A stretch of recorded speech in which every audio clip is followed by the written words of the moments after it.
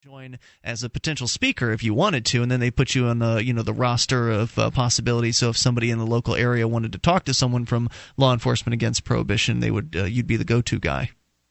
Well, that sounds like an interesting group, and yes, I will check it out as soon as I go into the computer. Excellent. So what else did you want to share tonight? Well, good news about our local sheriff's department here. It's in Morgan County, Alabama.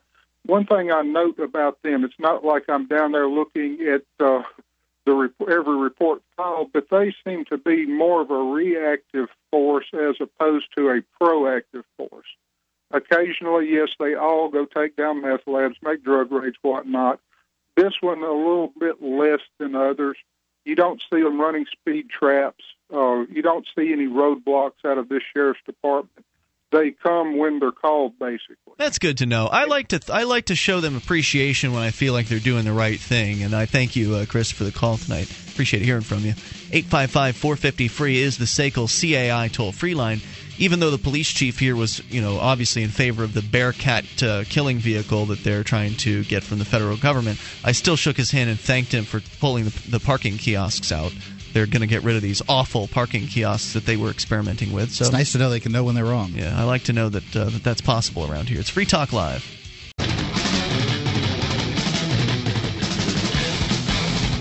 This is Free Talk Live, and you can take control of the airwaves. Dial in toll-free, 855-450-FREE. The SACL CAI toll-free line, 1-855-450-3733. You can join us on our website, freetalklive.com. Enjoy the features we give to you there. We've got a lot of them. And you can, for instance, go to listen to the show through the website via the live streams we have. The latest episode of Free Talk Live airs at all times on our live streams, both in multiple flavors, broadband, midband, and narrowband flavors, so different bit rates for your varying internet connections. You can go to listen.freetalklive.com to access those and do it for free. Also get a list of our great radio stations around the country that air the show at various points throughout the week. The satellite listening options, including XM satellite radio and free-to-air KU band, the webcam and listen lines. Go get all the details at listen.freetalklive.com. And if you're looking for some sporting equipment, camping, etc., where can you go, Mark? Camping, hunting, shooting, or survival gear, manventureoutpost.com is the place to go. They've got everything you could need: knives, ammunition, scopes, binoculars, laser sights, tactical flashlights, fish finders, boating equipment, and they've got them at rates that will surprise you. If you don't know much about them, they're just rates. But if you are big into this kind of stuff, camping, hunting, or shooting gear, you'll find out that the rates on the name brand merchandise over there at manventureoutpost.com are some of the lowest on the internet. Some prices are so low they can't even be mentioned on the air. They're family owned and operated, members in good standing of the Better Business Bureau. And you can get an additional 5% off with coupon code FTL. It's FTL at manventureoutpost.com. All right, we continue with you and your thoughts. More on the way about, is it the lawmakers or the enforcers that are to blame, or is it something else entirely for the way things are? Let's go to Ed in Fargo, North Dakota. Ed just dropped off the line. Ed, if you want to call back, you're welcome to. Does happen. 855-450-FREE. So, Allie, you've been sharing with us a piece was reposted by copblock.org, originally from where? It's originally from stopthestate.blogspot.com, and that is Austin White's blog. Great. So he makes this great point. He says, Hitler never killed a single Jew, not one. It was the men who voluntarily agreed to invade other countries and operate the concentration camps. Hitler was no more than a very persuasive insider of violence. No one had to listen to him. No Nazi soldier had to follow his commands. This truth was partly recognized during the Nuremberg trials. We were just following orders was not accepted as an excuse because, indeed, they did not have to follow the orders. That's true. Although, I think to one of the points you made earlier, I think the people that are giving the orders are still complicit. I mean, while I agree that the burden, for the most part, relies on the people that are following the orders, that they ultimately choose, and they've chosen to follow orders. That's their first choice, and then they choose subsequently to follow each individual order as they're given. I think the heavy portion of the burden does lie on them, but ultimately there is still some liability, I think, for the people that are giving those orders out. Okay, so if we if it gets out that I slapped you, Ian, and then I tell people, well, Mark told me to slap Ian, they're not going to care. They're going to say, well, you shouldn't have aggressed on Ian.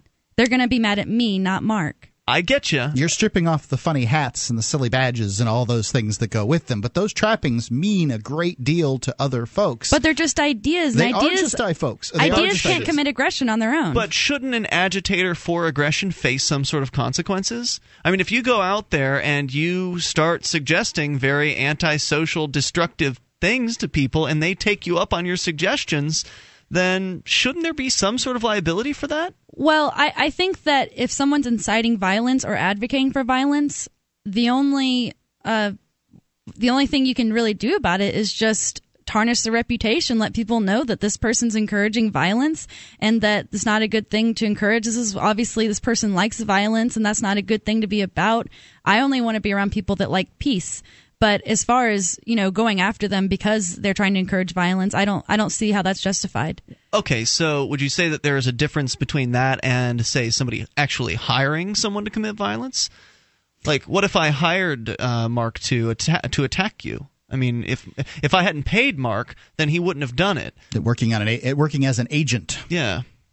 Does that change it for you? It is a little trickier when you start talking about payment because you are incentivizing someone to do an immoral act. I think it's still, the person that if someone did committed aggression on a peaceful person, then I'm going to hold them responsible no matter how much money they're offered, because like police officers are given a paycheck, but that doesn't mean they're not responsible for. Well, I agree that the person who's doing the action should be held responsible, and it shouldn't matter whether they're being paid or not. They're committing an action, and that's it's a harmful action, and they should be held responsible. If you hire a hitman, you've committed murder. So has the hitman. Okay, but so now you're saying that the person hiring should be held responsible, and I agree with that. I will to always some extent. Say that. Right. So I agree with that. But if what you're saying, Allie, is that having an incentive, a monetary incentive, changes your viewpoint as to whether or not the person who's doing the hiring should get in trouble for it or should have some sort of liability for it, how can you? Let's look at the other sort of incentives that can exist. Right. I mean, if we're talking about the Nazis, the incentive may simply be to feel welcomed within a group of people, or to feel praise from the dear leader, or to have sort of a psychic income. It may not necessarily be that their bank account fills up with money. It may simply be that they feel like they've done the right thing, or they're being praised, and so therefore they have incentive, or they're being given incentives too. Okay, maybe I wasn't clear, but what I meant to say was if someone does something immoral, such as an act of aggression against someone peaceful, then they are definitely responsible. It doesn't matter to me what incentives they had for why they did it. But whether or not the person providing the incentives is, part of, if they've committed some immoral act, that's a little. I'm not quite sure. Isn't it immoral to ask someone to do something immoral? Isn't it immoral to suggest that? To suggest something? No. I don't think that. I think you can suggest all kinds of things, and you're just whatever. It's freedom of speech. But I'm not saying it's not. Okay, I'm not saying you're not free to suggest it. But if you do suggest it and someone takes you up on your suggestion, haven't you created violence by some sort of proxy? I don't think so. I don't think you create it's a slippery violence. slope. If I sit here and say, well, you know what? If these cops, if they'd stop doing it, if people blow up their cop cars, and then somebody goes out and does such a thing, it's really irresponsible speech on my part. But that person made that decision on their own part. Right, However, and now we're talking about if I say, I'm going to give $10,000 to the next person who blows up a cop car, then you've gone into a whole different realm. So we're talking about different levels, right? Of incentives, there's $10,000 cash to someone who does the violent act. There's I'll be your friend if you do the violent act, or just you've already created a rapport with this person, so you're just telling them to do it, and then they take you up on your what you've said to them. Or there's this kind of put it out there to the universe thing where you don't even know who's listening. I mean, back in the past when I was more inclined toward violence, I think I consider myself a peaceful person these days, but I have said things in the past that were sort of on this radio show that were kind of not necessarily incitations to violence, but the suggestion that violence would be appropriate in certain circumstances. Violence or self-defense? Well, it would have been self-defense. No, it would be retribution for because libertarian thought includes retaliatory violence, and it's something that the sort of the left libertarians don't want to talk about. But the fact is that the NAP includes non-aggression principle. Right, the non-aggression principle. You can be a pacifist and still agree with the non-aggression principle. Sure you can. But at the same time, we have to respect people's right to... But non-aggression principle is not pacifism. No. You still have to respect people's right to defend themselves. Because if people don't have a right to defend themselves, then I don't know how tyranny can't take over.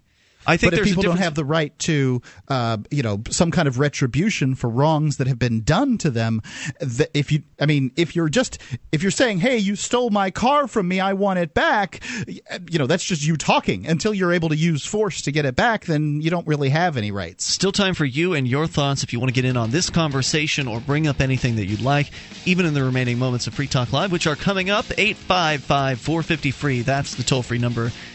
And it's brought to you by SACL CAI, 1-855-450-3733. You can join us over at freetalklive.com. More coming up. Your thoughts? Welcome. 855-450-FREE. Free Talk Live.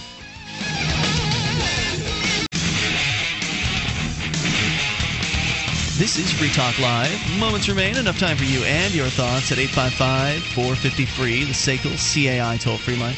1-855-450-3733. Here with you tonight, it's Ian. Allie. And Mark. Hey, don't forget, you can visit Allie's website, ladiesinkeene.com. That's Keene with 2 E's. And you can listen to her radio show because she does her own show on Sundays. Yep. Well, I host it, but so far it's been me, Cecilia, and Kate have been on. So 3 of the ladies in Keene. Just 3 of the ladies in Keene. Mm-hmm. So we hope to include more people. We might have to have people switch in and out and stuff. But all right. So here's the tough question: why would someone who's not in Keene give a damn about what ladies in Keene are talking about? Well, because we give good updates on what's going on, and then we also offer our own unique perspective on everything. It's not all about Keene. No, we talk about, like tonight we're talking about philosophy on the show. We talk about that. We have guests on to share their stories, and we take calls. So. Did I hear that like all of your parents called the last show? Yes. I didn't hear it. I slept through it. Yes. Both Cecilia's parents, my mom and Kate's dad, all called in. I think it was sort of like a parents like, so cute. Oh, their parents called in? Well, now I have to call in because I don't want to look like I'm not supportive. Now you know they're listening too, right? Yep. We're on in Sarasota, Florida, where my mother lives. Tonight, right? You mean on the show tonight? The show is right now. My voice is being heard in Sarasota, Florida, and she never cared anything about my radio job. It just all seemed very silly to her until she got to hear it on her radio in her car. So she never would have once clicked on an internet stream. Absolutely not. No, she wouldn't. No, she would not. Was it an accident when she came across you, or how did she come? I think I told her that we were on the station, but I mean, she made an effort to tune in? No, she listens to talk radio, so she probably at the same time stumbled across the show. So I'm listening to this station. I was listening earlier in the day, and then that sounds like my son. So at that point, that seems all very legitimate to her, and makes more sense. I hope she calls in. She's not going to do that. So ladiesinkeene.com is a blog site. There's blogs that go on there, and also that is where you post the podcast. Yes, you can find the archives of the radio show there. And there is a podcast as well, yes, where people can subscribe to it. Yeah, you can subscribe to the Perfect. podcast. So people can go and get more Allie and friends through ladiesinkeene.com.